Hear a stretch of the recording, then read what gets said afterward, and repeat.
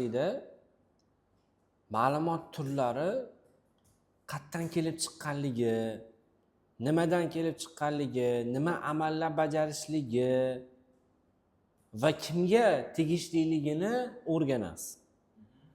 Ya'ni bizda Dartda eng katta klass bor, object class. Bu eng katta klass. Object class borligini isbotlab beraman. Mana object.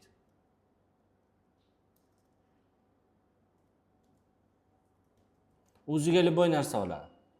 String ham oladi. Qoldiqli son ham oladi. True ham oladi, false ham oladi. Nimaga? Object class tasavvur qilishingiz mumkin bo'lgan gap bilan aytganda bu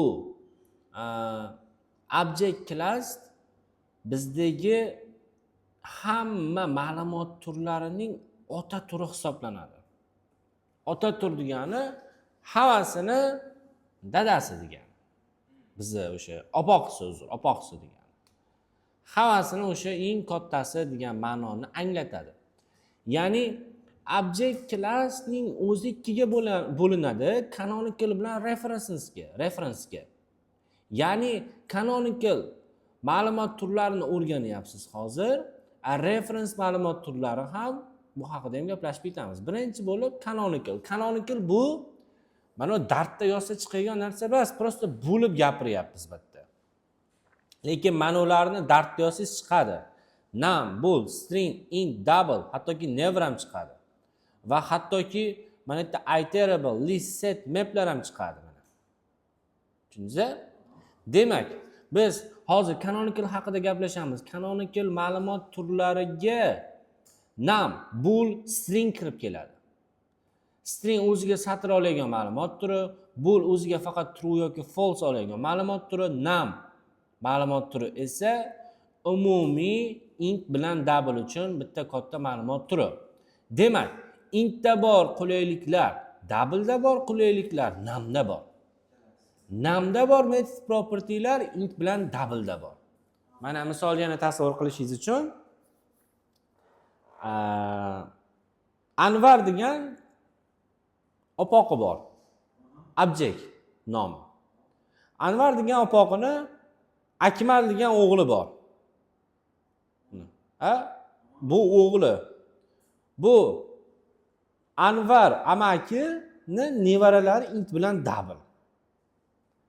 Anvar amakini nevarasi ham Anvar amakini nevarasi. Undagi bor harakatlar, xarakterlar, o'xshashliklar mavjud nevaralarda ham. Opoqiga nisbatan. O'g'ilda ham bor u narsalar, to'g'rimi? Hayotdan olib gapiradigan bo'lsak.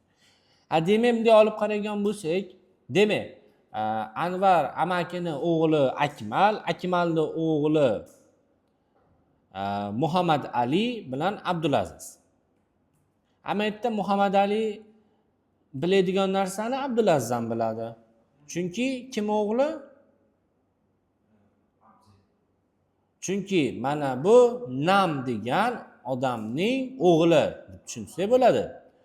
Namning o'g'li ikkalasining otasi Nam. Demak, bu degani Namdagi bor bo'lgan barcha qulayliklar, funksiyalar ikkala farzandida ham mavjud bo'ladi. Va avtomatik tartibda buning uchalasi objektga tegishli bo'ladi. Tushundingizmi? Endi objektning qizlari bor, bool va string. Bool degan qizlari faqat true bilan false qiladi, boshqa hech nimasi yo'q. Na metod bor, na propertysi bor. Bo'ldi. String degan qizlari bor. Endi string degan qizlarni gapirmaydigan. Endi вообще endi metod propertylar tiqilib yotibdi mana. Xuddi anu int bilan double ga o'xshab.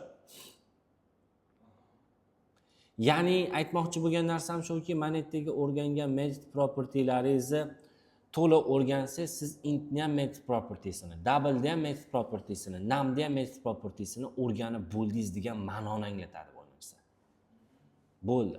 Endi agar siz stringda method propertysini o'rganib olsangiz bo'ldi. Demak, siz object klassdagi canonical bo'limini to'liq tugatgan bo'lasiz. Shu narsa. Never degan narsa chizib ketganman. Bu haqida yana bir gaplashamiz. References nima bular? Iterable'lar. Iterable nima? List, set, map. O'ziga bir qancha ma'lumot oladigan ma'lumot turlari. Ya'ni references deyilinadi bu bo'lim. Bu bo'limga hali o'tganimiz yo'q. Bu bo'limda o'sha ma'lumot turlari nima olishligini aytdim. List o'ziga qiymatini, tartibi ahamiyatsiz bo'lgan va bir xil turdagi ma'lumot turini oladigan, ma'lumot turlarini oladigan o'sha list hisoblanadi. Set o'ziga biror bir ma'lumot turiga oid elementlarni oladi.